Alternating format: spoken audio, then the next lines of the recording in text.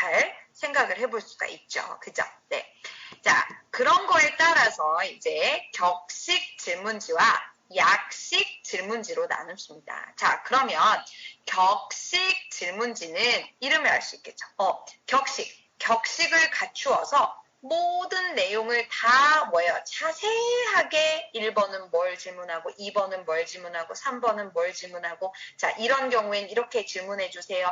또 뭐는 얘는 이렇습니다. 라고 해서 굉장히 자세하게 격식 질문지를 만드는 거고 약식 질문지는 여러분 그야말로 어떻게 간단하게 만드는 게 약식 질문지예요. 네, 그러면 이제 좀 이해할 수 있겠죠. 자, 조사 규모가 많고 조사원이 많으면 어떤 질문지가 좋겠어요? 격식 질문지가 좋겠죠. 그죠? 자, 그리고 질문지를 여러분 어때요? 뭔가 종이에 적어서 여러 사람들이 다 살펴보고 자료집도 만들고 이 연구 결과를 굉장히 좀 보존을 많이 해야 된다라고 하면 격식 질문지로 만드는 게 중요하겠죠. 그죠? 자, 그런데 이제 격식 질문지 같은 경우에는 단점이 있어요. 자, 어떤 단점이 있냐면 질문을 딱딱하게 할 수가 있어요. 왜냐하면 그 격식 질문지 그대로 보고 질문을 해야 되니까 그죠? 아무래도 대화할 때 어때요? 딱딱해질 수가 있죠. 분위기가.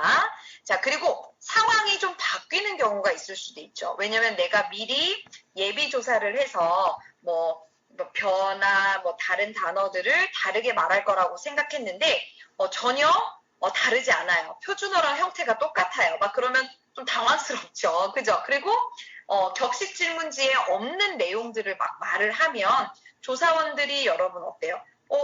조사하는 사람이 좀 그런 상황을 대처하기가 좀 어려운 부분이 있죠. 그래서 오히려 자료 수집을 방해하는 경우가 있습니다. 그죠? 그래서 최근에, 그죠?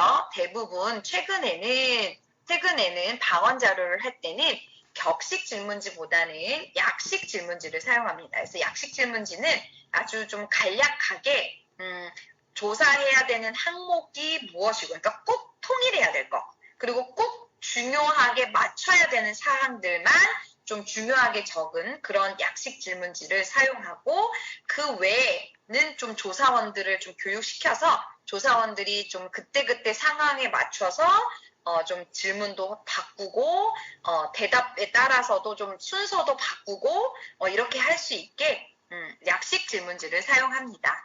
자, 그런데 이제 기존의 연구 자료라든지 기존의 어떤 언어 지도의 수집 방법을 좀 보면 영국이나 일본 같은 경우는 이제 약식 질문지보다는 격식 질문지를 사용했다라는 거죠.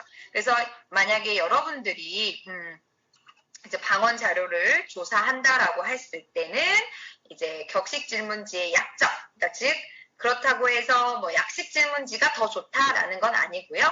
상황에 맞추어서 격식 질문지와 약식 좋은 점들을 좀 다 가져온 그런 질문지를 만들어서 상황에 맞춰서 질문을 하는 것이 좀 적절하겠다라고 생각하시면 좋을 것 같아요. 자, 그러면 자 요거를 한번 볼게요. 이제 한국에 이제 우리 이제 한국에서 한 질문지인데요. 이제 질문지를 여기에 보면 자 이제 가장 먼저 질문을 하는 건 뭐냐면 이제 가장 큰 항목은 이제 벼예요. 벼와 관련돼서 이제 질문을 하는 건데 벼이사 그다음에 벼라고 생각을 할 수 있죠. 그죠? 그래서 질문지는 이제 그림을 보여주는 거예요. 이제 그림이 같이 있어요. 자료집에 보면 이제 그림을 보여주면서 질문을 하는 거죠. 제보자한테 이제 이것을 무엇이라고 합니까? 라고 하면 이제 그 사람이 대답을 하겠죠. 그죠? 그러면 이제 그 대답을 여기다가 이제 벼라고 했으면 벼라고 쓰고 뭐 배라고 했으면 배 뭐 이렇게 쓰는 거죠. 그죠? 지역에 따라. 자, 그리고 이제 근데 이제 전체적으로 벼인데 벼와 관련된 또 다른 방언이 있을 수도 있잖아요. 그죠? 그러니까 질문을 할 때 연관된 내용들을 같이 질문을 하는 거예요. 그래서 벼 이상 제가 그림은 잘 못 그리지만 자 이게